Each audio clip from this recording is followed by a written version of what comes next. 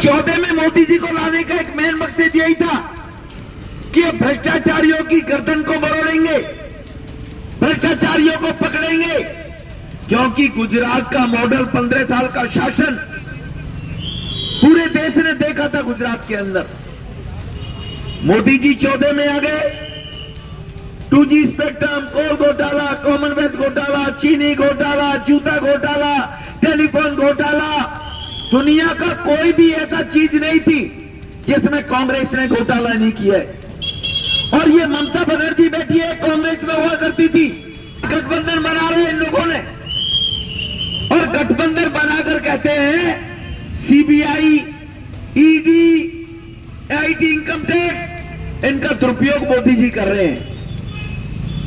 अब भाइयों, ये तो आपको बताना पड़ेगा देशवासियों को कि अगर एक सांसद के घर में 40-40 मशीनें नोटों को 3 दिन से गिन रही हैं, 371 करोड़ हो चुके हैं, लगभग 500 करोड़ तक का घोटाला है। ये पैसा कहां से आया? ये किसका पैसा था?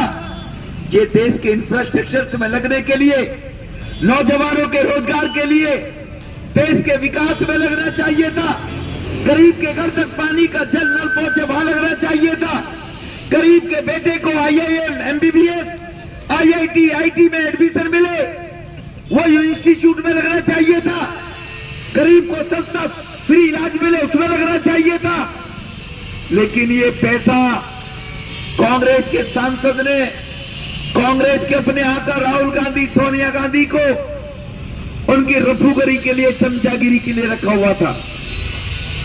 और कितने दिन से लूटा जा रहा था, ये अंदाजा नहीं लगा सकते आप लोग। से कह कर थक गए, गठबंधन कर लो, गठबंधन कर लो। वो केजरीवाल कांग्रेस की गोदी में बैठ गया। क्यों बैठ गया? शराब के कारण, भ्रष्टाचार, एजुकेशन के कारण, जल बोर्ड का ऑडिट नहीं हुआ 8 साल में, जल बोर्ड के घोटाले के कारण ये डरे हुए सब जेल जाएंगे। ये जेल जाने के डर की वजह से घमंडिया गठबंधन बनाकर बैठे हुए और कहते हैं कि मोदी जी एजेंसियों का दुरुपयोग कर रहे हैं। भाइयों बहनों, ये देश के लिए नहीं बैठे हुए हैं, ये काम करने के लिए, ईमानदारी के लिए, गरीबों के लिए नहीं बैठे हुए हैं। इनको मालूम है एक एक करके सब जेल जाएंगे, इकट्ठे बैठे रहेंगे, शायद बच जाएंगे।